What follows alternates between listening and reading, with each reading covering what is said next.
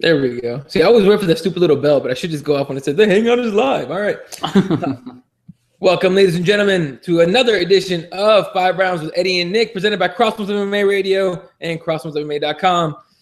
As always, I am Eddie Law. With me is my boy Nick Pilecki. How's it going, dude? What's going on? So we were talking about a little bit before we started the show here. Nick is going to go see the Avengers. I have never seen any of them. So you actually already saw the movie, right? Yes. Okay. Got to see it yesterday. Without giving anything away, is it worth seeing? If you're even if you're not a fan, it's worth seeing. But you have to see the first one first. Just how the first one combines everything. You don't have to necessarily see all the other movies. If you watch the first Avengers, you see how they all come along, and you watch the second one, then you'll be all caught up and everything like that. But it's a great movie. I really enjoyed it. That's why I'm going tomorrow to see it again with some friends. But it's a great movie overall. All right. Wait, so you need to see the first one to make sure you're not lost? Yeah, if you watch the first one so you know who the characters are, then you're all set. Because there's some things from the first movie that they incorporate in the second movie. Okay. Like all those little other movies, like just Iron Man and Thor, it's their individual movie, but then they come together in the Avengers as themselves. So, see, I don't care. I just want to see Scarlett Johansson. That's all I want to say. Mm-hmm. God damn, she's so fine. Like, it's not even funny. She's that fine that I will pay the whatever to see her fine ass is walking up and down. Did she play what do they call it? Black Widow? Yeah. And see, she's great. Fucking amazing. She fucking looks amazing. Here's the thing about Scarlett Johansson. I don't care about how she acts. I don't care about her skill level. I care about that ass. All right, ladies and gentlemen, we have a nice, fun little show for you. Kick it off here. Recapping UFC 186 very quickly. That went down in Montreal, Canada. That's right. Headlined by Demetrius Johnson against Kyoji Horiguchi. We'll talk about that. We'll also talk, of course, you can't avoid it. I can't avoid it. We couldn't avoid it at all. Mr. Jon Jones in the situation that went down in the last couple of days. Then we will talk about a fight this weekend. No UFC fights. I'm talking about, yes, Manny Pacquiao against Floyd Mayweather. And then we'll hit up our top 5. It's a new little segment we have. We'll do top 5 it'll be top 5 favorites between myself and Mr. Nick Pilecki here. And then the last, but not least, we'll do 5 questions where I'm going to fire out 5 questions that just come up randomly in my head. This is not planned out. I will literally come up with that shit seconds before I ask it. And then, so we're either going to have really stupid questions or really interesting questions. Either way, we might look dumb, but you'll be entertained. So this should be fun. All right, so let's kick it off here with UFC 186. As I clearly exposed myself as being unprepared by not having the card up, so we'll talk about that real quick. Go ahead and Nick, go ahead and actually give me your favorite fight from UFC 186 while I pull this thing up. Favorite fight from UFC 186. A lot of people are hating on it still. I'm still saying the main event, Demetrius Johnson versus Horiguchi. Great fight overall. If you're a mixed martial arts fan and not someone that's just like standing and people just going at it, it was a really entertaining fight. Demetrius Johnson did his skill on the ground, even on the feet as well, just evading punches and everything. That was a great fight, in my opinion. So that was my favorite fight on the card. Runner-up, in my opinion, has to be the Alexis Davis, Sarah Kaufman in the prelims. I wanted to see if Sarah Kaufman can be the dynamic fighter that she really is, but no, I was right that Alexis Davis would end up getting a submission win. So that was my second favorite fight. While you're on that, let's talk about how that finished up. She was put in the armbar. Kaufman was tapping for quite a while. I forgot the name of the ref. I don't want to memorize it because I just get upset every time I even think about the name. But that ref left that shit in there for a while before he finally stopped that fight. If you watch the replay, Sarah Kaufman is screaming. You hear her screaming in pain, and the ref's like, "Oh no, I have to see if it's really true." No, you're stupid. If the fighter's screaming, you're done. Just break it up. But good job for Alexis Davis not letting it go, because if she did let it go and that ref didn't notice, the fight could have continued. So it sucks that she had to keep the pressure on that much. I'm pretty sure she loosened up the grip a little bit, but she had to do what she had to do to get the win.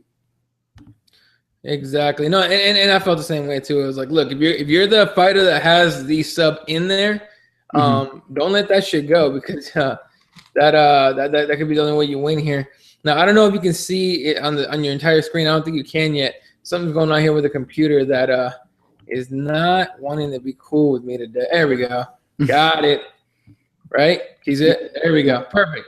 All right, back to the action here. Kicking off the UFC Fight Pass prelims was Ronda Marcos against Aisling Daly. Ronda Marcos actually winning the fight via decision. She looked, in my opinion, she looked good. She had the strike game going. Aisling Daly, she didn't impress, but she definitely fought better than she did in the last fight.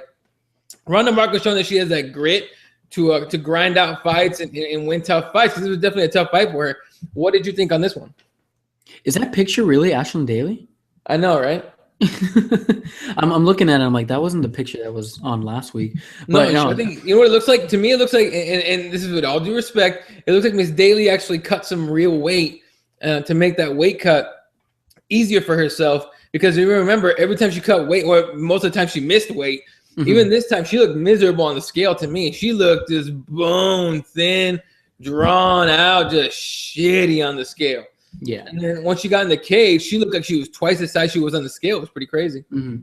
But the Ronda Marcos is a huge dynamic fighter in the strawweight division. I really like Ronda Marcos. I know you and me were talking now. Does she deserve a title shot? She's the only one, in my opinion, in the weight class that deserves the title shot. I don't think Paige Van Zandt is worthy enough yet. Maybe Tisha Torres versus Angela Hill coming up, but I think the winner of that's going to get Paige Van Zandt for a title shot.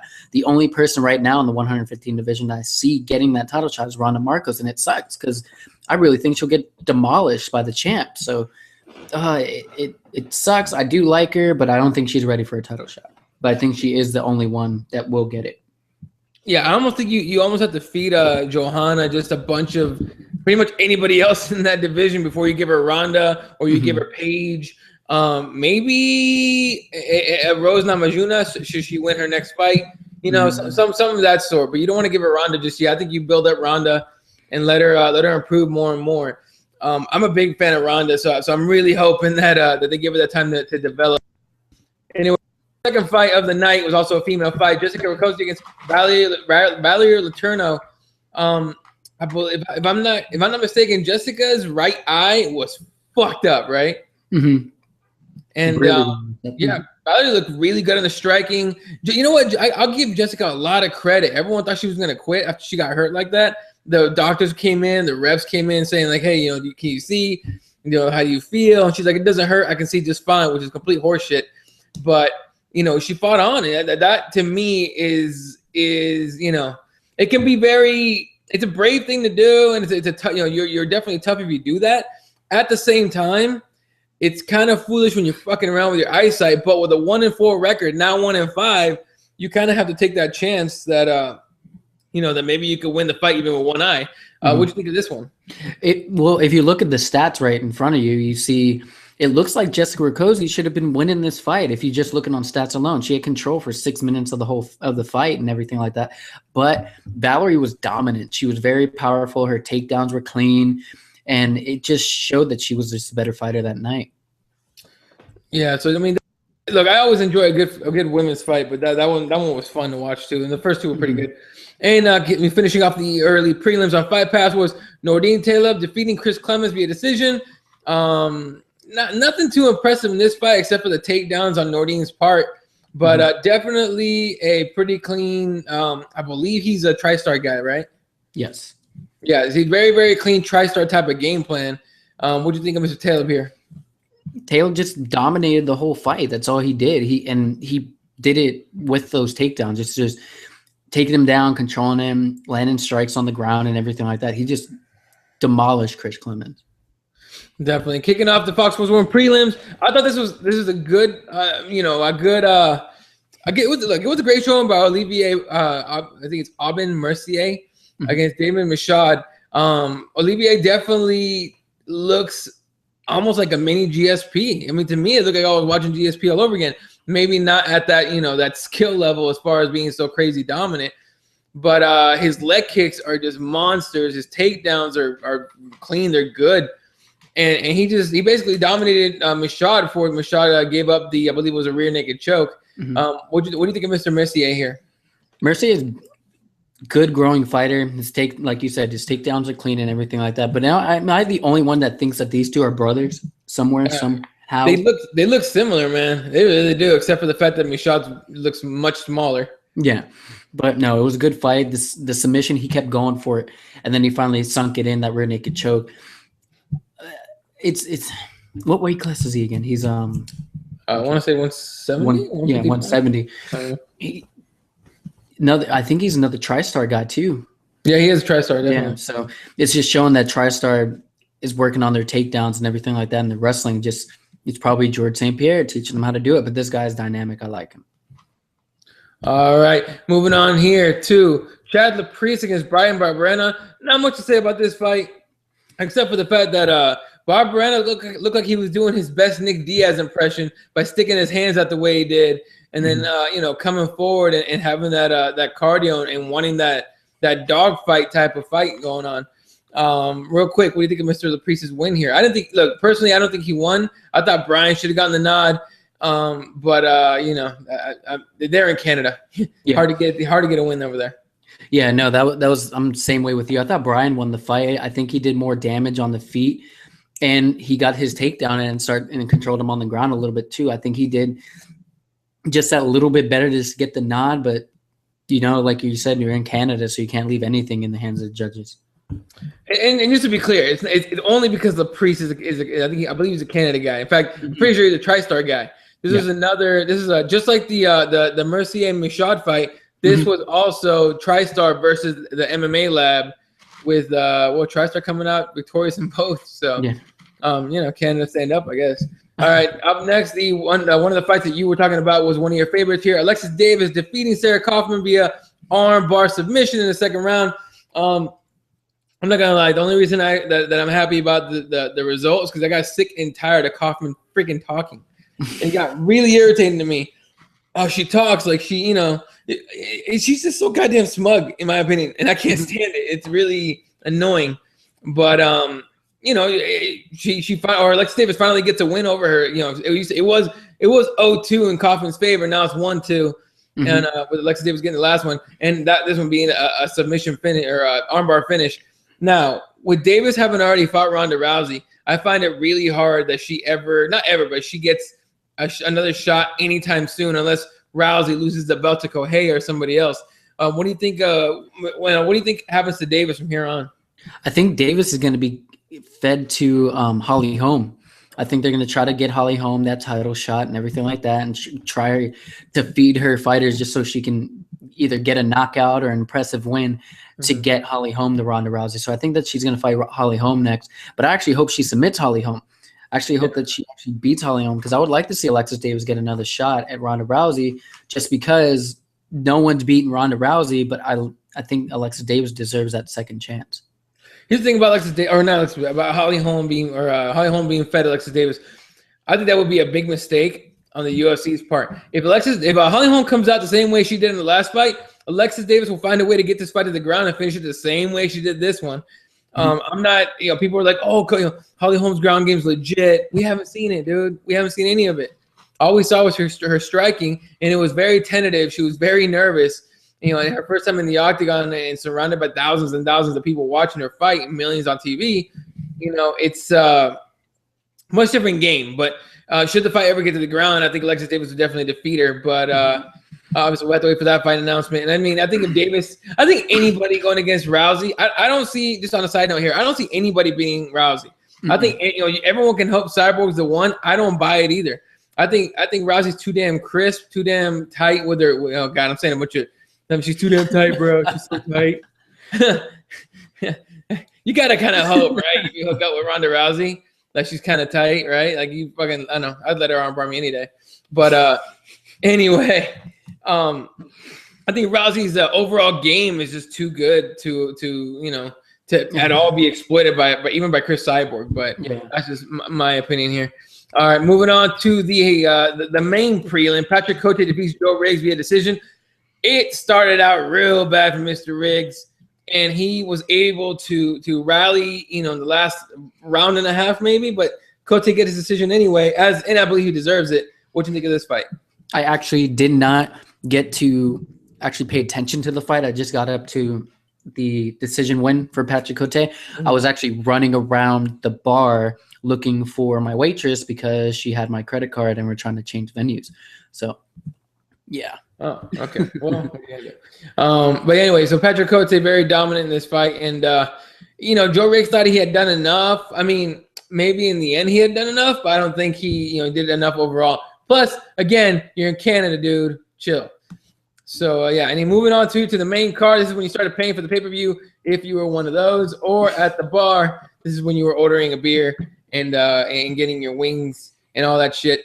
Thomas Almeida defeats Yves Jablon via knockout. I believe it was a TKO in the first round. Look, man, Almeida is a scary kid. Striking background, I believe Muay Thai and kickboxing. What you think of Almeida? I was actually pushing for Yves in this fight, but Thomas Almeida surprised me. I thought he was just the young fighter that was going to lose to the vet and then come back and be dominant. But no, he was that young fighter that's like, I'm going to knock him out. I'm going to make a name for himself. And he did. Very elusive, very strong with his power. I like him a lot. I just can't wait to see him fight again. It sucks for Yves because he's one of the older fighters, and I don't know, is it going to be towards the end of his career coming up or anything like that? I don't think so.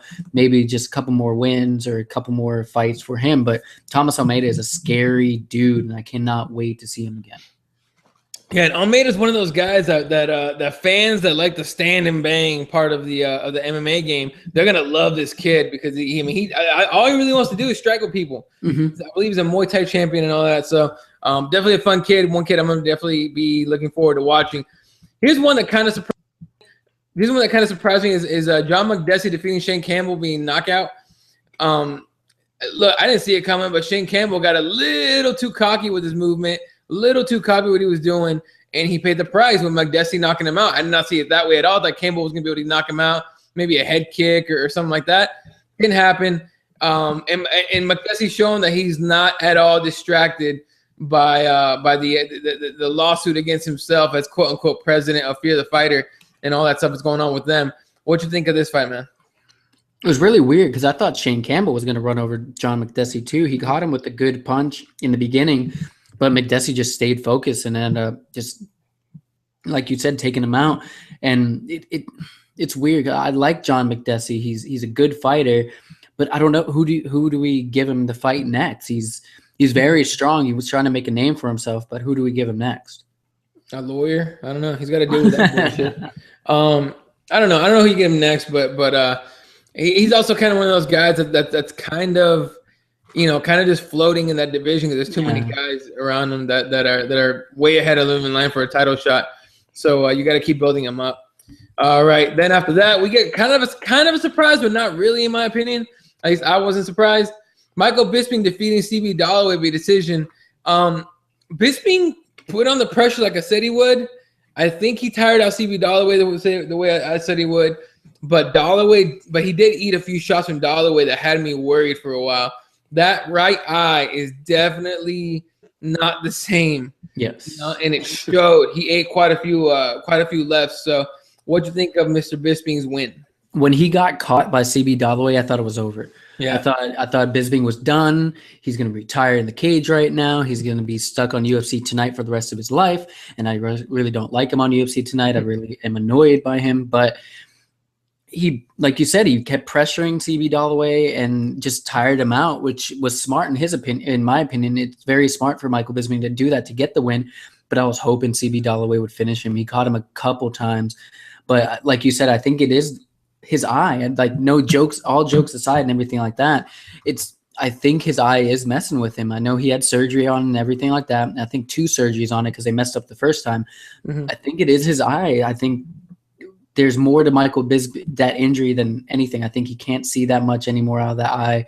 And maybe it's time for him to call it quits. But no, I think he still wants to fight. He wants a title shot, which that's not going to happen. So, you know what? Yeah, the only way I see him getting a title shot is if someone gets hurt and he steps up. Yeah. Andrew. Okay, Andrew. Andrew retweeting over. Get Mark Bloody Wahlberg off your background for fuck's sake. What? I would love to, but that's UFC.com's background. That's not my background. All right. Oh, I didn't my see that. background. Hold up. I'll find you my background, motherfucker. Hold up a second. Let's see. Hang on. If you guys are gonna see me, actually, never mind. Fuck it. It's taking too long. It's taking too long. I'll show you guys my background a little bit, because it's not gonna show right now. Moving on here since I'm distracted as hell. Rampage Jackson. Okay, here's my opinion on Rampage Jackson defeating Fabio Maldonado via decision. I thought for fucking sure they were gonna stand, right? That happened. I thought for fucking sure they were gonna be throwing bombs. That kind of happened. I did not think Rampage Jackson was gonna be so goddamn technical that he would outstrike Fabio Maldonado. Maldonado's a boxer by nature. Excuse me. But by nature, he even got a takedown during the fight. But Rampage Jackson looked really technical. Good head movement. Good short strikes. Good dirty boxing when he needed it. He looked really good. That being said, it was against Fabio Maldonado. And now Rampage Jackson finds himself ranked number 10 in the light heavyweight division. I have to assume that was part of his contract to be ranked top 10. What did you think of this fight and his new ranking? Why is he even ranked? Actually, he's ranked number 11 right now. I just checked that out. I wanted to see who else was on the rankings, but why? Why is he ranked? Maybe it was part of his contract. I wasn't impressed by his performance. It was traditional Rampage Jackson, like the nowadays Rampage Jackson, who likes to stand and who likes to pressure, try to knock you out. But yeah, he was a little bit technical. He lifted his leg a couple times to throw a kick and everything like that. Oh yeah, he threw a kick. That's cool. But he should have finished Fabio Maldonado. I think Fabio just had that lower, his hands were down too low. And if your old school Rampage is throwing, I think you would have dropped him. But no, he wanted to show that he was technical. Cool. Good job, Rampage Jackson. But who are you going to beat? You're going to fight Shogun? Is Shogun going to knock you out? Jimmy Manuwa, is he going to knock you out? OSP? That'll be a good fight. He's going to knock you out. Who in the heavyweight division can he fight and not be beaten by? I think he'll be beaten by half of the light heavyweight division. Yeah, most of them. Yeah, and I would have to agree with you. Like if he wants to fight OSP in Tennessee, Memphis, Tennessee, where they're both from. Fun fight, sure. Total ass whooping, absolutely. I think OSP would finish him in the first round. This is the way I see it. But because I don't care how technical you are, OSP, as far as Rampage goes, OSP would definitely find a way to put him to sleep. Now, I don't know if it was on our chat or the other chat on Twitter, but who said that he should fight Gus? Myself, sir. I did that. That was you. Okay, why? I want to know why. Because it'd be fun to see Gus fuck him up. Okay, cool. Literally, it's completely on a selfish point here. I don't hate Rampage, but I like Gus. I don't hate him either. And I think Rampage would kind of give himself a little bit of momentum with his win over Fabio. People are talking about him. You want to give an excuse to give Gus the next shot after DC and AJ. I think this is it. You give him someone he can pick apart and make him look really good. And Gus would destroy Rampage Jackson. That's just my take. But I wouldn't mind seeing that fight and give Gus the next shot at 205 belt. And we'll talk about a little more about that in a little bit. Huh? I just thought about this. Is Rashad injured still? He's still coming back. He wants to fight Rampage too. That would be a good fight. I want to see that rematch. Yeah, I wouldn't mind seeing that too. That'd be great. But all right, let's move on to the main event. One of the fights you mentioned, as well as the one of the ones you enjoyed. Demetrius Johnson is so dominant. He almost bores you. Okay, he's that damn dominant. Kyoji Horiguchi is a bad motherfucker in his own right, and he made him look like just like a newbie in the gym, and he looked terrible. I mean, let's just go just off of numbers. 149 out of 208, 66 significant shots, 14 takedowns. 14. And the one submission attempt, the finish that he gets with 1 second left on the clock. I mean, that's got to be a record that nobody's going to be able to break. No. You know what I mean?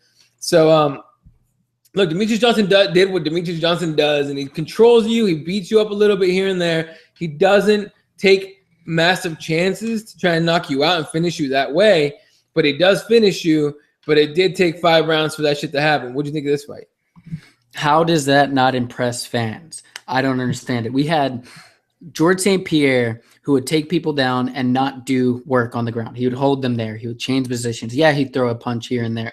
But Mighty Mouse, when he takes you down, he's looking to beat you up. He's not trying to take you down and hold you there and do little punches right here and there just to not let the referee stand you up. He was dominant that whole fight, even standing a little bit too. I think Horiguchi caught him a good couple times, but he stayed composed and stayed focused, and he's so fast. I went around the bar that I was at and talked to the people that were talking about the fight, and I was like, hey, what did you think about the fight? Oh, it was boring. I didn't pay attention to it, blah, blah, blah. I'm like, well, did you see the finish? No, what finish? What do you mean what finish? He finished him at the last second. That's awesome. That's amazing in my opinion, because that shows that the fight's not over until it's over. That's how he is. He's like, no, it's not over. I'm going to still go for the finish. I don't care if there's 3 seconds left or 1 second left. I'm going to go for the finish. He shows that I'm going to finish you. I don't care how long there is left. And Mighty Mouse does it. How is he not getting the eyes that he's not? Okay, he doesn't talk trash, anything like that. He's ranked number 2 now in the pound-for-pound rankings, which we'll get into later because someone dropped off. But he's so dynamic. I just don't like that he's not getting the fans. I like him. He's one of my favorite fighters now. He's very fast. Look at the numbers alone. Like you said, the total results of 149 out of 208. Who produces those kind of numbers? Who was the last person to produce those kind of numbers? Probably BJ Penn in his prime would produce numbers like that. 14 takedowns, submission attempts, everything like that. He's the modern day BJ Penn, in my opinion. Yeah, and the one thing I will say though, is a lot of fans. A lot of people were talking on Twitter when we were talking about why on Keyboard Warriors on Monday night. When we were talking about Demetrius Johnson, why people don't like him. Some of the fans, don't understand why he's not more liked. I mean, he's to take one of Andrew's words, who's watching, by the way. Hey, how's it going, Andrew? I take one of his words. He was fucking brilliant. It was a near perfect, performance. He just looked too damn good. It looked unbeatable. Yeah. So now, once again, we go back to the search for someone to take on him. People talking John Dodson, Ian McCall, guys that will be quick, that will make him fight and make him stand up. So, real quick, can you not see me? Yes. Oh, you can see me? All right, just making sure. No. I can't see you. You can? No, cannot. God damn. All right. Well, I think for some reason my camera's on. Let me see if I could do something different here. Yeah. How about now? And there you go. Oh, perfect. All right. Yeah. But like you're saying, who's Ian McCall or John Dodson? I think John Dodson's a better fight. He wants the fight. He was on a certain show of a certain journalist, quote unquote, that we don't like, saying that he wants him. He's going to make a name for the division, and if he if he could beat Mighty Mouse, I think we get a lot more eyes on that 125-pound division. Yeah.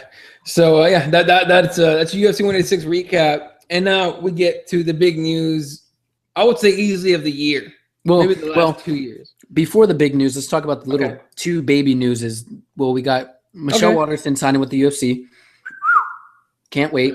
Yeah. Who will she fight? I don't know. Probably title shot automatically, which I'm down for. I'm down for. I think that's about it. There was another one. Huh? They said there was more. Is there another one? What was the other one? Oh, Eric Silva's fighting someone. Tough Brazil final, and he's probably going to dominate and everything like that. Eric Silva, if you can make Eric Silva gas, you can make him fight longer than a round and a half, you have a shot at beating him. So I'm not impressed at all by Eric Silva. I'm just not. So let's get into the big news of the fucking year easily. Jon Jones, as we had talked about on Monday, and look, if you open your eyes and flip on Twitter, everybody's talking about it. There's no way you don't know that Jon Jones has, I believe he's been charged. Or he's at least arrested on a felony warrant for leaving the scene of an accident where a pregnant woman was injured, broke her arm. So just to recap, allegedly, the facts are allegedly that he was involved in an accident. He ran a red light. He hit somebody, got out of the car, ran up a hill, some hill nearby. And this is what the witnesses said. I'm just reading off of news reports. Jon Jones, slouched over. I guess he was looking in his pocket for something.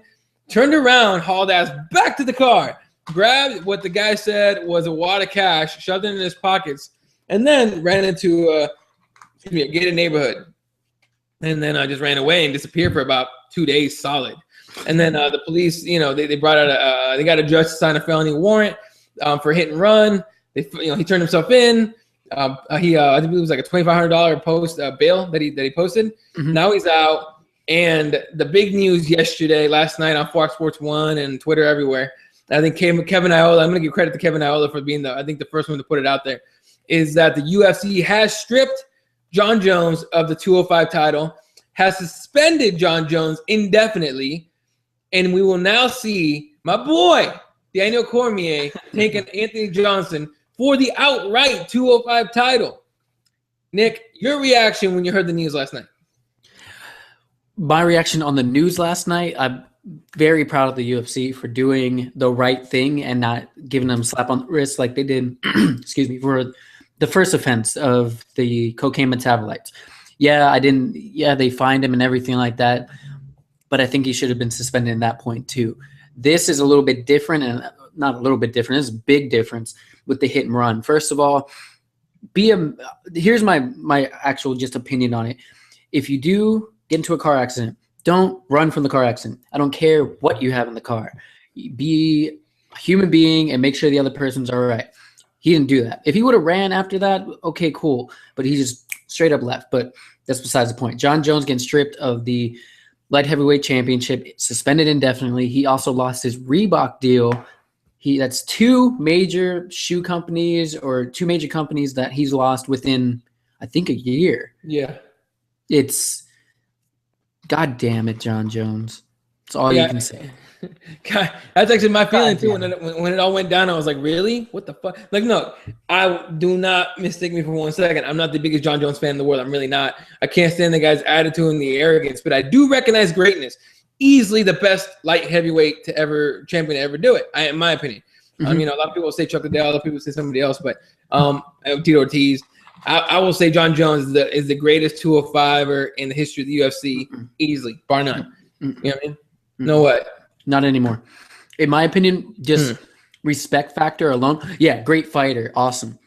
Cool. But respect factor and process outside the cage, things that he does outside the cage, I don't think he's the greatest light heavyweight fighter. Yeah, light heavyweight in the UFC. Mm-hmm.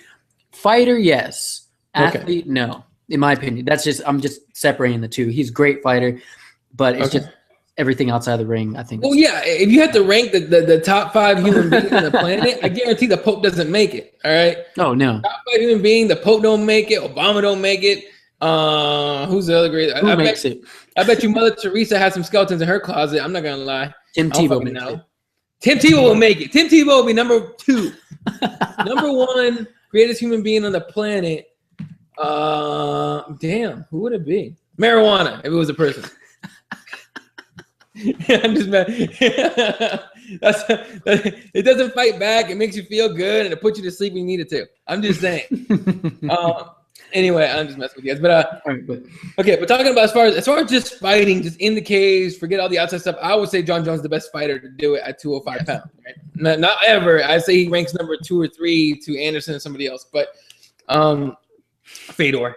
But I mean, look, man, when you're the light heavyweight champion of the world, okay, the most recognized, one of the most recognized athletes on the planet. First of all, Ronda Rousey's number 1 on that list, most recognized, easily. Beautiful woman, does movies. Beautiful woman, is a crazy ass, just monster fighter, hot as fuck. Of course, you're gonna recognize her. No one's gonna miss out on that. But Jon Jones was pretty damn recognized. He got Reebok commercials when he started that deal. By the way, he lost. I think you said that already, right? He lost the Reebok deal. Mm-hmm. He got 2 brothers, I think one older, one younger, I believe. Both in NFL. Both NFL Super Bowl champions, by the way. How the fuck that pulled that off? And then, although big ups to Chandler Jones, I'm a big fan of his, even though he's on the Patriots. Anyway, but he it's like he had the world in his hands. Makes a mistake, and he's lost literally everything. He's lost everything. And I hope he saved up money, man. I hope he went back to like I think Jesse was saying on Jesse Rebecca from CrossBones was we're talking on chat, and he was saying that he's glad that Jones went back to the car for money because he might need it now because now he's got nothing. So here's the thing. First of all, I'll just throw it out the way because I can't not say this.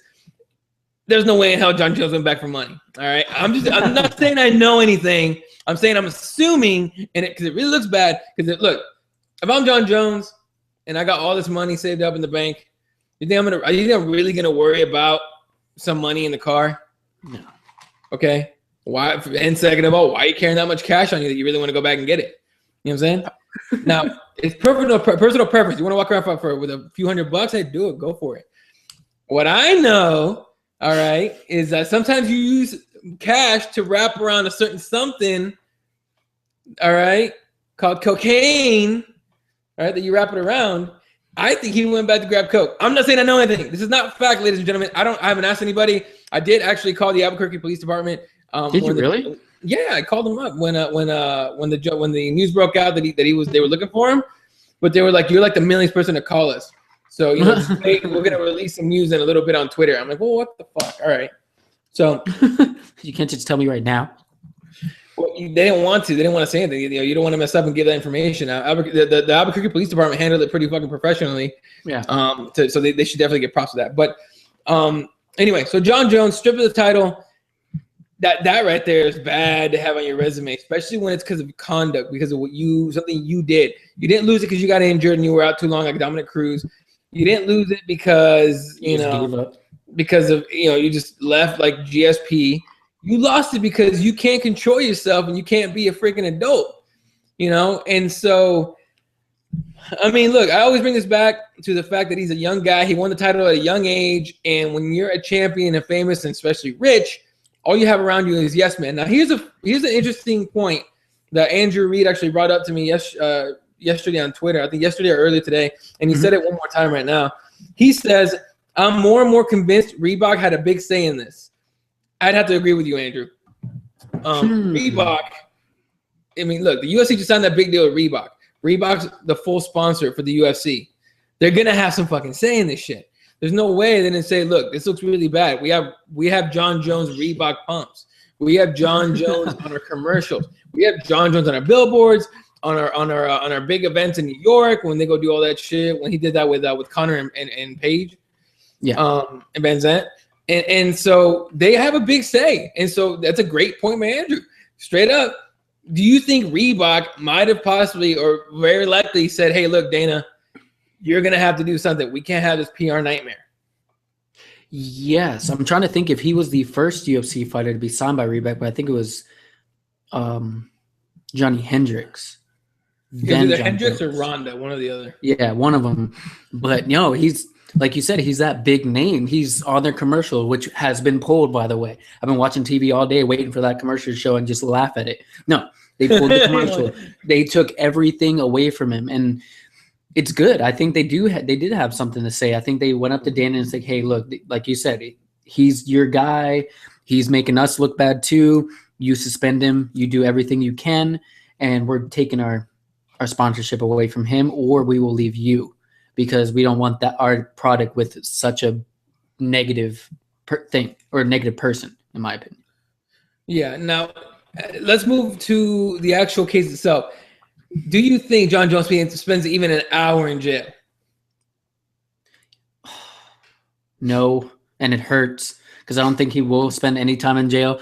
I think he deserves to go to jail for personal reasons. I think he should go to jail at least for a freaking week or 2 days, something. Just be in jail and think about everything that you've done, everything. And maybe he'll come back in the UFC as a better person. But do I think – no, I think he'll go to court. He'll get fined. He'll get probation, and that's it. Okay. Well, how about this? How long did the suspension last? I was actually listening to, and shout out to Davey Boy on this one, listening to his podcast. I think it's called the MMA podcast. And they were talking about how long he should be suspended and all that. And I forgot who made the point. I think it was Davey that said that he should be suspended for as long as his probation is going to be. Do you agree with that? That could be a year to 2 years, couldn't it? Longer. I mean, it depends. I don't think he gets longer than a year probation. I think somehow he's gonna. I think. Look, I think Jon Jones got the money to get that Johnny Cochran's ghost to come back and represent him in court. But but at the same time, I mean, you suspend him. How long is the suspension? Do you wait? You know, like as far as the UFC goes, how long do you suspend him? What do you think? Well, if he's on probation, he can't compete at all. Mm-hmm. So. Probably, for his probation, maybe a little bit longer, maybe 2 years. I would suspend him 2 years. Just a year for the probation and a year to actually train and get back into it. I actually don't want him back in the UFC. I think this is such a different offense for a UFC fighter that, okay, he didn't get popped for steroids. He didn't get popped for testosterone. It was so different that I think he should be not allowed to fight in the UFC anymore. Yeah, okay, go fight in another organization, but that's not going to happen either. I think that if they did do that, that would make the UFC, all the UFC fighters on their toes about anything they do, though, with that code of conduct. But yeah, I think he'll be suspended a year from the UFC. Right now, he's suspended indefinitely, which is forever. Well, definitely until we say so, basically. Until they say so. Well, they took him off the rankings. They took him off.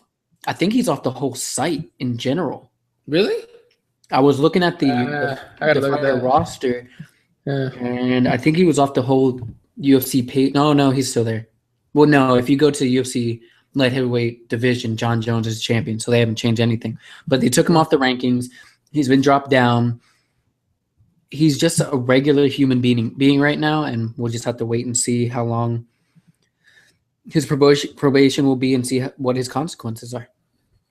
And I got to make the point. Stephan Bonner's still on that roster. Is he really? And I believe he's current on Bellator. So anyway, it is UFC.com's a whack site anyway. I don't know who's working that, but no respect. Anyway, so yeah, okay. What do you think happens to Jon Jones once he gets? Because I think he's suspended for 2 years, solid. For as long as the probation goes, and a little extra to get his life together, to get his act right, to get cleaned up. First of all, they did find weed and a weed pipe in the car with weed in it. So of course everyone's talking about he needs to go get clean and all that. I think it's worse than that, but we don't know the facts just yet. But well, okay, if it's just marijuana, that's just a little baby possession charge. That's fine. But if there was cocaine involved that we don't know, he has his past. We don't know. Yeah, and that's the thing. We're going off his past with the whole cocaine use thing. So anyway, shut up, Davey boy. First of all, get you, Davey boy. How is it that Jon Jones is off the pound for pound rankings, but Anderson Silva is still ranked number 9? I think he should be ranked higher. Look, I don't know about that, dude. Okay. Okay. This is why he's still ranked. Okay. He's not suspended yet. Mm-hmm. He still was the best quote unquote fighter in the world. That's probably why he is ranked, because he was dominant for 8 years? Yeah. That's the only reason. Now, when he gets suspended, guarantee you he drops off that list. Dude, okay, Davey, you need to start this shit. World Series of Felonies. You need to start that shit. Okay. That might be the greatest name for an organization ever. And just have Thiago Silva fighting Jon Jones repeatedly, even though Thiago's not a felon, but still, it's close enough. So that's just funny. World Series of Felonies. You should make a video game of that and just have like world famous criminals fighting each other Mortal Kombat style. Yes. That'd be the shit. So get on it, Davey. You're the man. All right. So the last words on Jon Jones for this episode, because I'm sure we'll talk about it a million more times from now on to forever. Do you think once he comes back, do you give him an immediate title shot, or do you make him fight his way up? No, you make him fight his way up. I don't think they give him an automatic title shot just for breaking the code of conduct. I think he'll have to fight one fight to get the automatic rematch, because it's not like George St. Pierre, when George St. Pierre just gave up the title. He's like, look, I'm still dominant. I'm done. Here you go. Here's the belt. If I want to come back, I'll come get my belt. It's not like Dominic Cruz, who had to give it up because of injury. Dominic Cruz had to give it up because of injury, and then he had to fight to even get a title shot because TJ Dillashaw won. So I think if he comes back, he fights either the rank 2 or rank 1 guy for a title shot. All right. Well, there you have it. Nick Pilecki has spoken. One fight for the championship. Anyway. One fight. All right, let's move on. What's up? Let's talk about the DC AJ. Oh, that's right, DC AJ. So Daniel Cormier gets the spot in there. What do you think of that? I love it. I think Gus should have got it because I think Gus got knocked out. Like, he just got caught. Mm-hmm. And I would like to see that rematch, but I like that it's DC and it's not Rampage or someone random. DC has earned it. He's the only one to go toe-to-toe with Jon Jones for 5 rounds and not take a crazy beating. So I like it. Let's go DC. I'm going DC all the way. I like you, Anthony Johnson, but I need to see DC with the championship around his waist just once in the UFC. Yeah, look, I think in this fight, a lot of people are saying AJ is going to win, he's going to knock DC out, whatever. I think Daniel Cormier is going to get in there and put a lot of pressure on Anthony Johnson and make it a grind out, as Aaron Robin would say, wrestle fuck him the entire time and win the fight via decision. I just think that's how it's going to go. Yeah. But I'm a big fan of Daniel Cormier, so I would love to see him be a champion and all that. And then when Jon Jones comes back, okay, come get the belt then, son. You know, whatever you want to say. So that would be a good one. If Jon Jones came back and DC was champ, then you give him an automatic title shot because I think that's just an entertaining fight. Yeah, at the same time, if Anthony Johnson knocks DC out, I'm not going to be mad. Anthony Johnson's a bad motherfucker. That's how I was with the welterweight championship when it was split. I didn't care who won. I just wanted a good fight. I didn't care who was going to win. I like Robbie Lawler. I like Johnny Hendricks.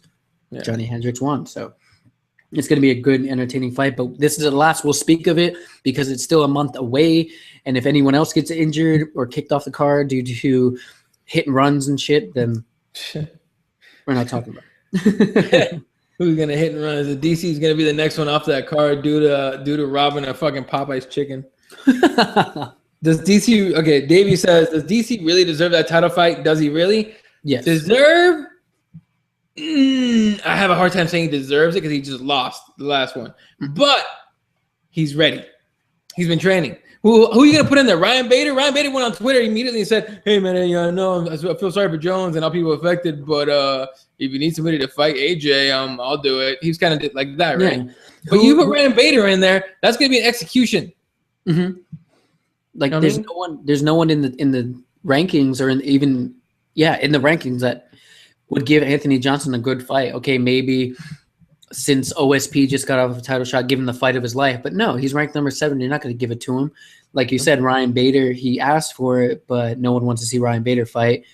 Okay, Rashad Evans, DC, Alexander Gustafsson, any of those, you give a title shot to. Okay, but I think DC was a logical choice. I think DC was a logical choice.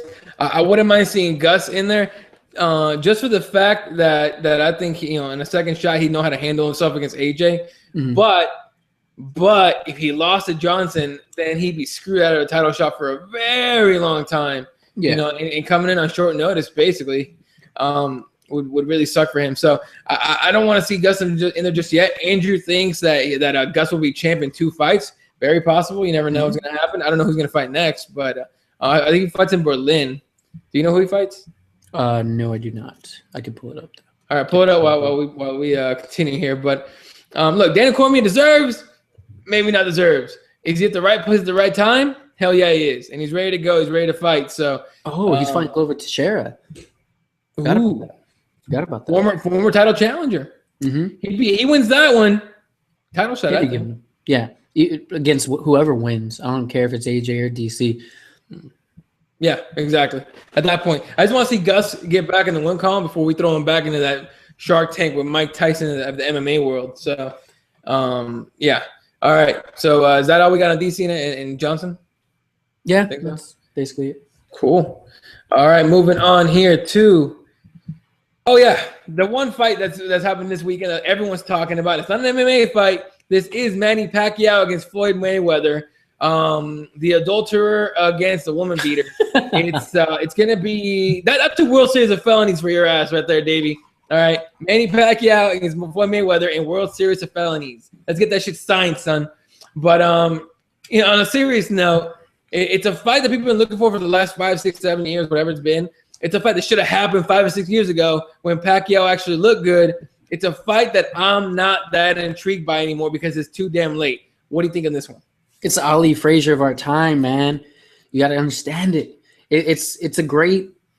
It's the fight of the century. All I care about is seeing Mayweather lose. If Mayweather loses, real quick, let me clarify something before I make the next comment. Nick Pilecki is not black; he's Mexican. You're drinking the goddamn Kool-Aid, motherfucker. All right, you're drinking the Kool-Aid. All right, what the fuck? This is not. Look, it was of our time. Of our time. Not. It would have been Ali Frazier 5 years ago. It's not Ali Frazier now. Fuck out of here. No. What other fight? What other fight do you make? There isn't one. Boxing is not dead, but boxing is gasping his last breaths. Okay, boxing is dying anyway. If this is your last fight, if this is it, if this is these are the only two guys you got in there that are warriors, regardless of their faults outside of the ring and outside of boxing. Okay, yeah. Outside of these guys, you have nobody else. Boxing is going to die after this, okay? Because there's nobody else. Nobody out there has a warrior spirit, warrior heart. You got a bunch of good guys that know how to fight, guys that fight well and all that, but you don't have two guys that get the attention of a Manny Pacquiao and of Floyd Mayweather. That's the only credit I give them as far as this fight being made now. Is it a nice fight? Sure. My personal opinion is that this is going to be a cash cow, which it is. So, they make it it's a $250 million fight. Yes. Winner, if Mayweather wins, he gets 50,000 or 50 million guaranteed. When Pacquiao fight, just showing up, 50 million guaranteed for Mayweather, 30 million for Pacquiao. That's just show up. I think both guys won already with that shit. I would You tell me 30 million to show up and get my ass kicked by Mayweather, fine, I'll do it. All right. But here's the thing. All right, real quick before we go on to your point here. If Manny Pacquiao wins, okay, because everyone's saying here's the word. Here's the word. If it's a knockout, Mayweather's winning. That's what they're saying. If it's a decision, Manny's winning. Pacquiao's winning, right? What is stopping boxing from, let's say, going the WWE route or the pro wrestling route and making sure this thing is a close decision for Pacquiao and making twice as much money on the rematch? Because that's exactly what's going to happen. Exactly. That's exactly what's going to happen. I've been saying it for a couple of years now to friends. Boxing is kind of rigged now. You have – look at what was it? The Mayweather – was it Mayweather Cotto? Yeah. I believe with the judge that actually came out and saying I was paid off to say that Cotto won. I got my money. I'm gone. I forgot who it was. I think it was a Mayweather Cotto fight. Yeah. Who came out and said, "Yeah, I'm leaving because that shit happened." I think that's going to happen again. I think you can't deny it's the fight of the century. There's no UFC fight. There's no other boxing fight that can come up to this much casual fans and just people that don't even like fighting going to watch this fight. It's $100 pay-per-view in general. So if you work at a Buffalo Wild Wings and you're showing the fight, that's a $8,000 pay-per-view for all your receivers. It's the biggest fight in the century. But I think if it goes to decision, I think Manny wins and gets a rematch, and then it's a bigger fight overall. And then when Mayweather wins the rematch, boxing is dead. Yeah, pretty much. And at that point, you're going to have to find two other guys that are going to get as much attention or garner that much, I guess, awe from fans and all that. But look, this is coming from a guy that used to love boxing. I watched him growing up. It used to be one of those things where we didn't have – in my family, we don't have family reunions. We didn't have family reunions. We had reunions to watch big boxing fights. When I was a kid, it was Julio Cesar Chavez. It was the Golden Boy. I can't remember his name. Oscar de la Hoya. It was all the great Mexican boxers. That was a family gathering, dude. We're talking friends and family coming from out of state to watch at our place.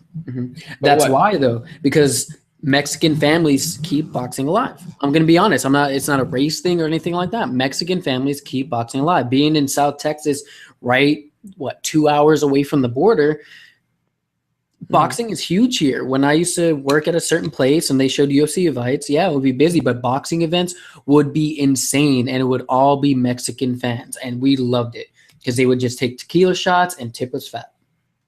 Yeah.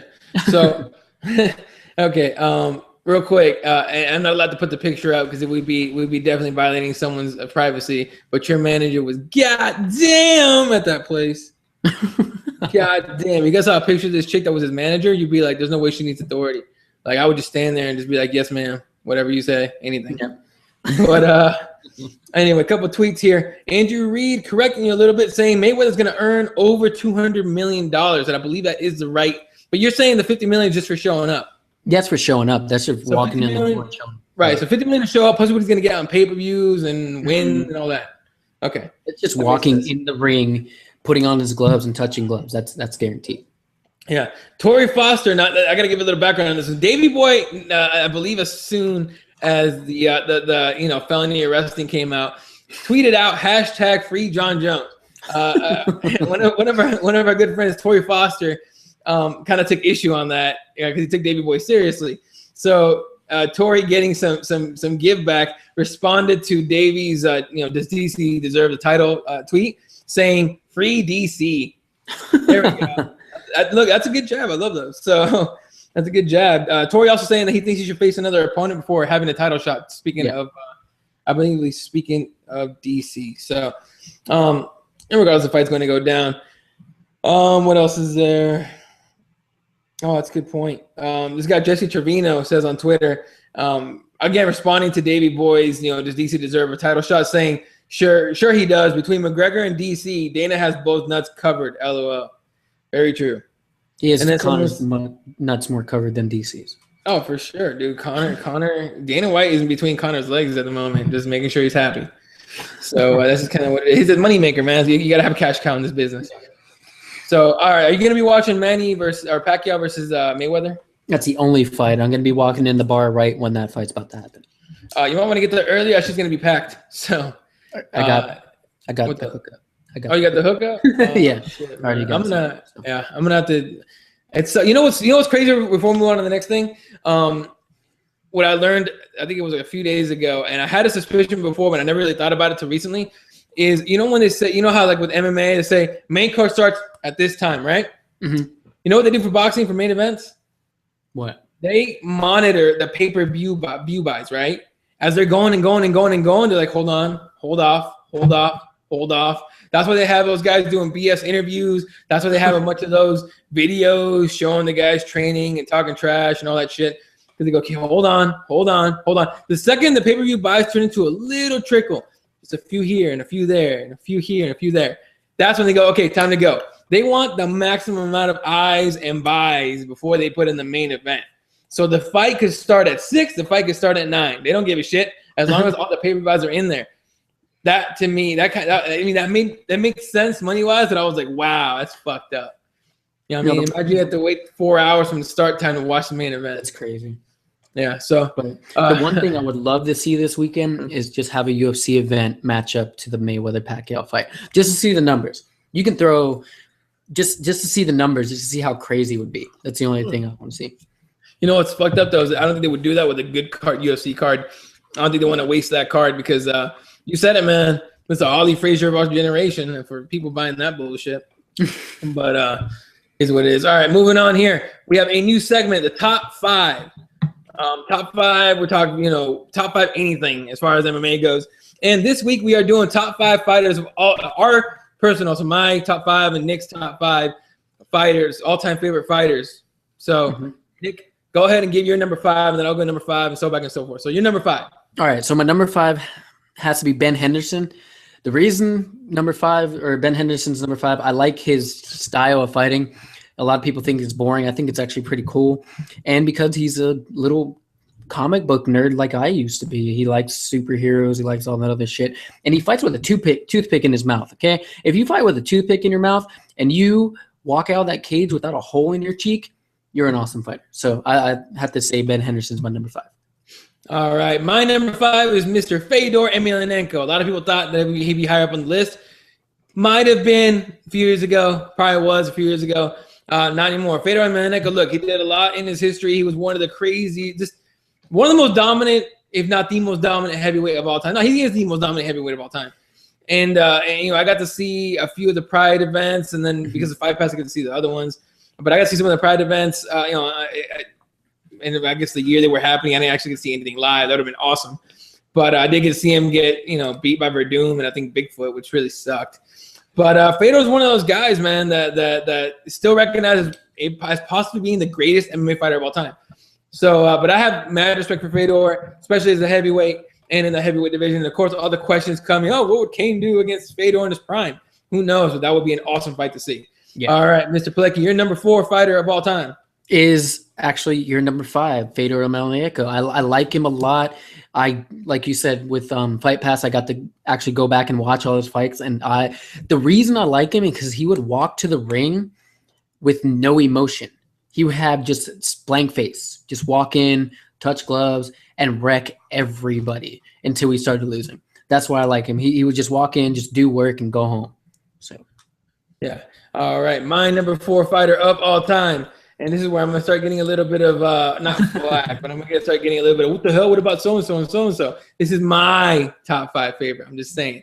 Number 4, the former lightweight champion, now featherweight possible contender sometime soon, Frankie Edgar is my number 4 of all time. Frankie Edgar is the guy. I mean, if you're looking for a guy that has all heart, a guy that's almost always the underdog, a guy that showed everyone what he could do when he was being doubted and hated on by everybody, it's Frankie Edgar. Frankie, dude, he's my favorite just because of the heart, just the drive. He has cardio for days. The wrestling's on point. The striking's on point. Pressuring guys. I am excited to see Frankie Edgar against Uriah Faber. And I will say this: when we finally get to see Frankie Edgar against Conor McGregor, whether Conor is a champ or not, Frankie Edgar will be taking that strap from Conor if he's a champ. So, yeah. Who's your number 3? I like your pick, but my number 3 is it's actually pretty weird because I used to hate this guy. Time out. Did we do your number 4 already? Yeah. Okay, sorry. I'm blanking. Number 3. Sorry, go ahead. My number 3, it's weird because I used to hate this guy with a passion, but it's Chael P. Sungen, the American Gangster. Whoa. I used to hate him because, talking crap about my boy, but after reading his book, I actually read his book. I got it on my phone one day at work and just started reading. I read the whole thing in about a day.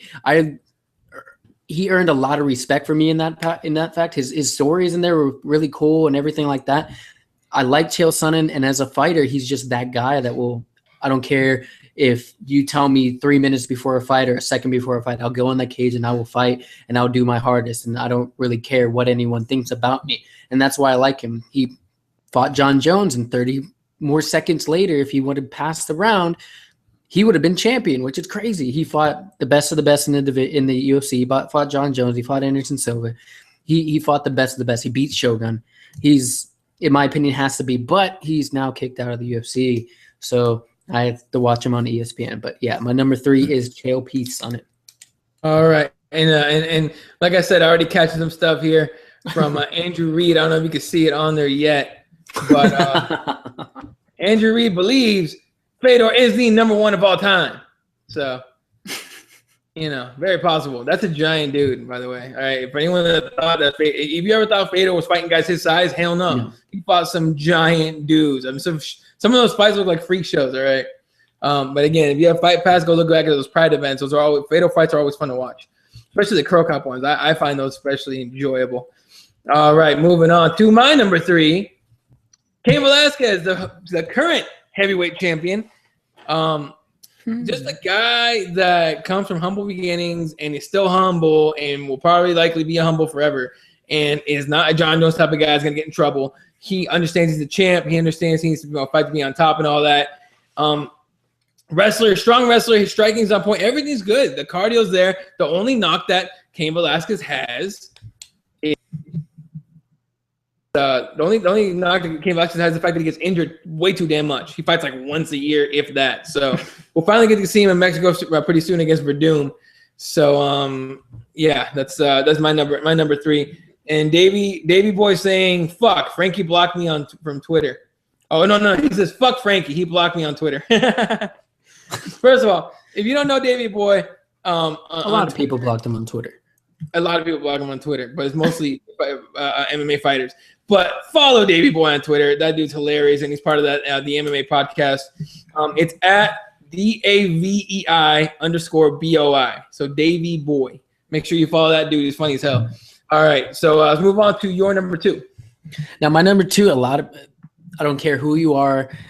you're going to be shocked at my number 2. My number 2 is actually Gina Carano. Huh. It's weird because when I just started martial arts, I just started watching MMA and everything like that. I was always wondering, where are the girl fighters? And then I saw Gina Carano. I saw one of her first fights in Strikeforce, and she was being trained by Randy Couture and the whole Randy Couture camp. And I really liked her attitude. She was that pretty chick back in the day. In my opinion, she was the face of women's MMA. Now it's Ronda Rousey, but she was the face of women's MMA. She was that pretty face that would go in and destroy you. She would take you down and beat the hell out of you. So, and then now what she's doing now, she's doing movies. She's in Fast and Furious. She's doing Haywire. She might not be the greatest actress in the world. Actually, I think her acting sucks, but I would love to see her back in the cage. So when they were talking about we're going to get Gina Carano versus Ronda Rousey, I started freaking out. I wanted to see that fight so bad, and I wanted Gina not to die somehow, but I would like to see Gina Carano just touch an octagon or a cage again. So my number 2 is Gina Carano. All right. The one thing I like about Gina Carano, hang on, let me find it. Believe me, it's worth the wait. Give me 1 second. Give me 1 second. Where? Oh, here it is. Here it is. All right. Why Gina Carano is a top 5 on everyone's list. Right there. Can't see it yet. Can't see it yet. You can. Look at it. Now I can. That's Gina Carano, ladies and gentlemen. Boom.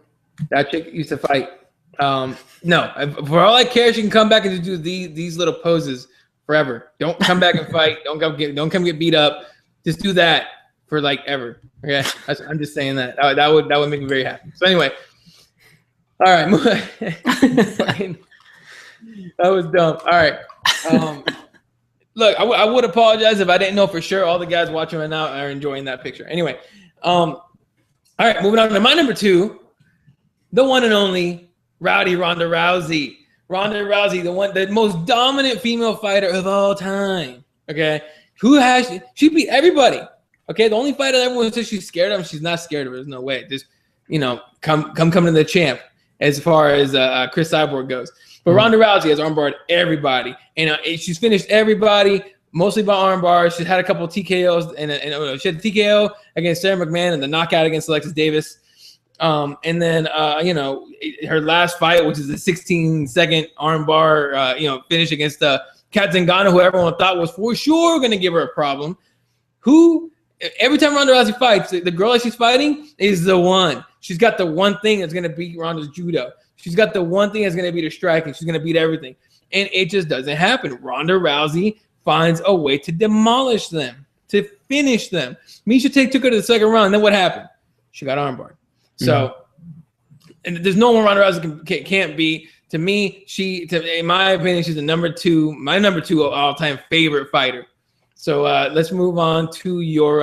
Actually, let's recap your 2 to 5, and then give us your number 1. Okay, so number 2, Gina Carano. Number 3, Chael P. Sonnen. Number 4, Fedor Emelianenko. And number 5, Ben Henderson. Okay. And your number 1 fighter? You already know it's Anderson Silva. He's one of the reasons why I enjoy mixed martial arts. His first fight in the UFC was against Chris Lieben.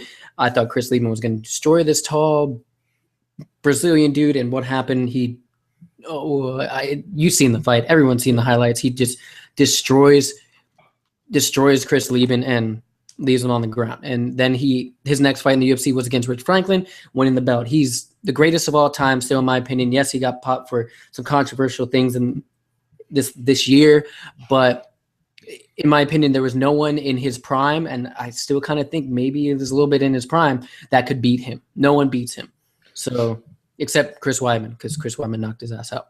But other than that, no one beats him. He's my number 1. All right. And again, Anderson. So one of my favorite things about Anderson is the fact that when he fought Rich Franklin, he used the tie clinch like an expert, right? Brought the tight clinch, used those knees, and I think we actually lost Mr. Pilecki for a second. I think he froze. All right, I'll keep going. The knees that he used against Rich Franklin, the tight clinch was impressive. And then just every fight, you saw a little bit more out of Anderson Silva to the point where he toyed with Damian Maia. He toyed with Stefan Bonner, who was juiced to the gills in the fight. So, of course, Anderson Silva, easily the greatest of all time in a lot of people's minds. And, hopefully doesn't get in too much trouble for his little PED thing. Are you back? Yes, I'm back. All right. So I was just going into a little bit talking about the way that Anderson Silva used the tie clinch against Rich Franklin, which I thought was the most impressive thing. One of the more impressive things that I saw Anderson Silva do, because Rich Franklin had no clue what to do about it. So that was a fun one for me. All right. Recapping my top 5. Number 5, Fedor Emelianenko, greatest heavyweight of all time, easily. Number 4, Frankie Edgar, Mo's Hart, grinder. Number 3, Cain Velasquez, current heavyweight champion, coming from humble beginnings, still just a great all-around example of a champion that you would want, doesn't talk trash, and is very confident, and will be defeating Fabricio Verdum in Mexico to retain his belt and unify the titles. Number 2, Rowdy Ronda Rousey, fine as hell, great fighter, fine as hell. I will let her armbar me any day to be between her legs just for 2 seconds. And my number 1 fighter of all time, and the one that I will get the most flack for, the one and only Stockton bad boy, Nick Diaz, is my number 1 favorite fighter of all time. What is there not to like about Mr. Diaz? There's a lot not to like about Mr. Diaz, but I'm just saying that, yeah, okay, fine, he's an asshole, fine. He flips people off. That's the way you got to get yourself hyped up. He makes a good point. Fighting is, we try to sell it as a sport. It's a fight. He gets in there, he's trying to survive a fight. He's fighting for his life. All right, whatever he's got to do to get you to fight and throw down, he's gonna do it. I mean, when he laid down against Anderson Silva and did that shit on the ground, who does that? Who has the balls to do that against Anderson Silva? Nobody but Nick Diaz. All right, let's look at who he's fought. He's fought big, huge names. Okay, let's just go all the way down to early in his career. He fought Chris Lytle. Okay, not a huge name, but still there. I'm trying to say Robbie Lawler. He defeated at UFC 147. He's fought Diego Sanchez. He's fought Joe Riggs in a bullshit decision. He lost, still bullshit. He beat Gleason Tebow at UFC 65. He no contest against Takanori Gomi. He beat him in Pride, but it got overturned, I believe, because of a weed thing. That's okay. Maybe his biggest opponent might be weed, but still, it's a dumb thing to have on your record. Frank Shamrock, he's defeated. KJ News is defeated. The list goes on. BJ Penn, probably his biggest win of his career, even though BJ was kind of on the down slope. He's fought GSP, Carlos Condit, and he just fought Anderson Silva. He's fought everybody, and he said no to. He didn't say no to anybody. I mean, so to me, number 1 fighter of all time, Nick Diaz, and Davey Boy has chimed in with might be one of my favorite tweets of today. And let me know if you recognize his name, okay? Davey Boy says, hold on, there it is. Number 1 fighter in the world, Andy Wang, hands down. Do you recognize the name Andy Wang? No, I do not. He was, I forgot which season of Tough he was in. I think it was the one that BJ Penn was the coach. Andy Wang, look up the video on YouTube after the show. It was, he basically cried during a weight cut. I remember. He cried after he lost the fight. He cried after he lost the fight, and his crying was so funny. BJ Penn, during the interviews, was mocking him. So, that's a good one, Davey. Because afterwards, he was like, people couldn't remember who Andy Wang was. Andy Wang was a warrior. And then they cut over to him crying like a bitch. So it was that was a great edit by the Tough people. But again, back to my point, Nick Diaz, in my opinion, my favorite fighter of all time. Yes, and right. I like Nick Diaz. Don't get me wrong. He's that bad boy. He's the person that, like you said, lays down in front of the greatest of all time and says, "What you ain't nothing." I like him. The reason I like him is his training regimen. He is always training. He's always working out. He does triathlons. He does everything like that. I like Nick Diaz. He's a great fighter. He's a great person. But once he gets in the cage, he treats it like a fight, and like you should. It is a fight. He's there to defend his life, and he goes in there and fights. So I like. All right, and my favorite Nick Diaz quote, besides "Don't be scared, homie" and all that shit, my favorite one is as follows. It says, "People say that marijuana is going to hurt my career. On the contrary, my fight career is getting in the way of my marijuana smoking." End quote. So classic Nick Diaz right there. All right. So that's going to be that segment right there. Let's move on. What's the last segment again? I believe it's the questions. Questions. All right. I'm going to shoot a question here. If you think of anything, if any question, let me know. You can ask it, but I'll go first. Mm-hmm. First question here. All right. So we have the card that we shall not name that has the numbers 7, 8, and 1 in it. Do you believe Vitor Belfort or Chris Weidman will actually make it to fight night? Or basically, do you believe we actually get to see the fight? Yes, I think we'll see the fight. Please, I hope Chris Weidman right now is. If you're watching this and you're wrapped up in bubble wrap, good job. I want to see that fight. I want to, and it sucks because I want Vitor Belfort to win for personal reasons, but I don't think he's gonna. But I want to see this fight, and I think Belfort. If the fight does get stopped, it's because of Belfort testing positive for certain substances, certain shit. So. All right, and let me reveal the personal reasons he wants Weidman to lose. Because he beat the fuck out of Anderson Silva twice. Not really beat the fuck out of him. He knocks him out once. Oh, it was a fluke. And then he injured his favorite fighter of all time. It was a fluke. It was a fluke. It was fake. You don't fluke twice. Fluke once. You fluke once. You can't fluke twice. That's horseshit. Hey, it was an unfortunate accident that happened. I guess Chris Weidman drank his milk, and Anderson Silva did not that day. Yeah, how Chris Weidman is not on the side of a Shamrock truck or Shamrock milk truck somewhere is beyond me. Shamrock. As far as wow. Shamrock is, wow, that's old. Whatever. I haven't seen Shamrock in forever. Shamrock milk's still on the west side, dude. Come to Phoenix, you'll see it. Anyway. All right. Question number 2. Regardless of how long Jon Jones is out, he's going to be out for a while, suspension, and if he gets jail time or whatever. Mm-hmm. When he comes back, true or false, we will see the same dominant Jon Jones that has always been around. That's a hard one. No, I don't think we'll see the dominant Jon Jones. Yes, I think he'll still win fights, but I don't think it will be in the way that he has been winning fights. He's been just complete dominant. If he's out for 2 years, I think he's not going to come back as the same fighter that he used to be. I think he's just going to come back a little bit slower, a little bit cautious about everything because he wants to keep it, but I don't think we see this. I think he loses his return fight. All right. All right, Andrew Reed messing around right now. He trolled me yesterday. Andrew Reed tweeted at me saying that he heard rumors that Weidman broke his foot, and I nearly lost my shit. He was like, nah, I'm just trying to see if I can make Dana panic. So he's tweeting again. He just tweeted over right now. I told you, Weidman busts his foot in training. He better not, motherfucker. So, yeah. All right.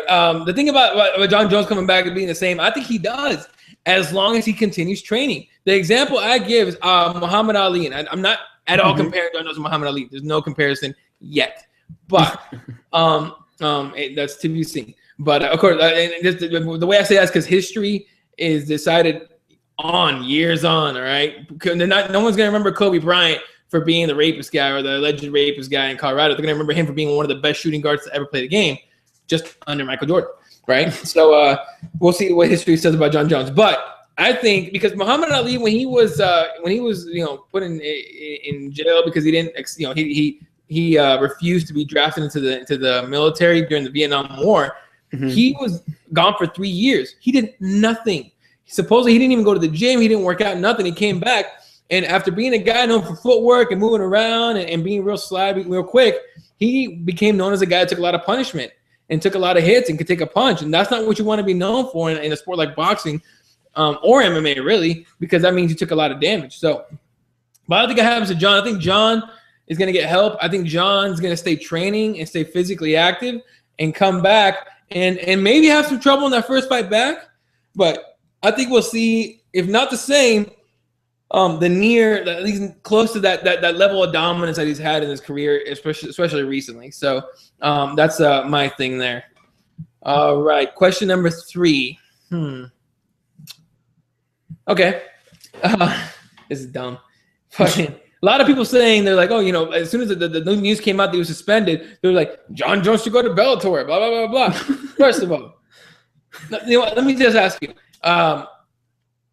do you see any scenario where the UFC cuts Jon Jones? Yes. Just to keep if the only way they cut Jon Jones in full is if more of these alleged stuff came out, like he did have cocaine in the car. If the woman's baby is not injured or is fine, if anything like that happens, that if the baby's not fine, then I think that the UFC are going to think about this a little bit more often and cut their star person just to make a statement, just to say we take our code of conduct seriously, and if you're not going to follow the code of conduct, we will cut you and you will be gone. I don't care if it's the main star. I really don't care if it could be Chuck Liddell for all I care. He's not even fighting. If he breaks the code of conduct, he will be gone. So I think there is a possibility he won't be back in the UFC, but only if like all the alleged crimes do come out to be true. All right. Now, question number 4. Oh man, it's hard to think of any questions other than Jon Jones. Rampage Jackson. Rampage Jackson. Does he have anywhere near a shot to do his little comeback? He says he wants to beat all the guys that beat him. Does he even have a shot to complete even half that list? No. Just no. Just no. That there's no explanation. It's just no. I'd agree. I would agree with that. But for number 5 question, I have a question for you. Go ahead. Yeah. Okay. Demetrius Johnson. Will he ever become the star that he should be? Ooh, that's a hard one. He needs a Conor McGregor. He needs a guy that's going to push him, anger him, get under his skin, piss him off, insult him, insult every sensibility that he has. That's going to get him enraged and finally show some real passion, even outside of the cage. But by himself, going off what we have as far as a sample right there, the worst he's gotten is I don't give a fuck if people watch my fight. That's what he said. First of all, if you're a fighter, you don't say that shit. You want people to watch you fucking fight. Don't fucking say that shit. All right. You let Dana White be the nutty dude that says, "Oh, I don't give an F if people watch this pay-per-view or not." Let him say that crazy shit. You don't say that. You're the fighter. You care about your fans. You care about people liking you. You don't say that. Okay. If you're gonna go that route of shitting on the fans, you want to be a bad guy or a heel, as the wrestling fans call it. Okay. Do it the right way. All right. Go to the Chael Sonnen Shit Talk Academy and learn some shit. Okay. But will he ever be the star? A big star, like huge star? To the hardcore fans like myself, like you, Andrew Reed's been a big fan of his. A lot of guys have been talking about it. I believe Sean has been talking about that too on Twitter. He's already a star, just based off of skills, based off just being this. He's so good, he's boring. He looks boring to you because he just destroys guys, right? So his fights are considered boring. He's that good. He outclasses every guy in every aspect of the game, right? But to the casual fans, no. Until he gets a Conor McGregor type of guy. If John Dodson starts getting loud and crazy, if Ian McCall starts winning fights and then getting loud and crazy, if somebody comes out from somewhere in the world, if a Russian 125er that doesn't have to take EPO to fight against, DJ, comes out and starts talking like Khabib with better English, you never know what's going to happen. But by himself, again, hardcore fans, me, you, everybody else that's hardcore fan, already a star. There's no time where you can tell me that Demetrius Johnson's fighting where I'm not at least going to go somewhere and watch the fight. But as a casual fan, no, he's never going to be that big star that everyone wants him to be. Yeah. What do you think? No, I agree with you. I think he does need that Conor McGregor person. He needs that Chael Sonnen person, and I think John Dotson's that guy. So I think hopefully that's his next fight, and I hope that's the moment that he becomes a star and he either knocks out John Dodson or John Dodson becomes that star of the 125 pounders. All right. Well, you got anything else for this show? No. All right. Big shout out to Andrew Reed for watching, Tori Foster, Davey Boy, my boy Davey Boy, and everyone else that has tuned in today. We appreciate you guys watching. Make sure to go to CrossBonesMMA.com. What else? We have other shows coming up. In fact, tonight, very possible, and stay tuned to Twitter because we're working out the details, very possible that we do yet another episode, a second episode of Keyboard Warriors for this week. We did one on Monday. It was Keyboard Warriors 20. Scroll down on my Twitter to find the link on that, all right? It was Monday night. It might be one of the best episodes we've ever done, definitely. And so we're looking to do one tonight. It's not 100% sure, but I would say it's like 89%. Okay, I'll put it at that point. So very likely we do one tonight. So come back for that in about, about 3 or 4 hours. What's up?